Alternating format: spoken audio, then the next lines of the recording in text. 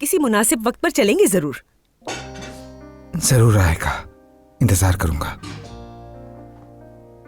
मैं अच्छी तरह जानती हूँ कि इस घर में कुछ ना कुछ चल रहा है, जल्द पता चल जाएगा।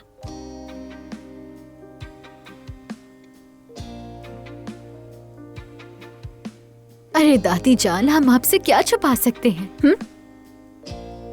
ये बहू तो कुछ दिनों से सरगोशियां कर रही है, कोई तो बात है। क्या हो रहा है? क्या आपने शौहर को बताए बगैर किसी से कर्ज ले लिया,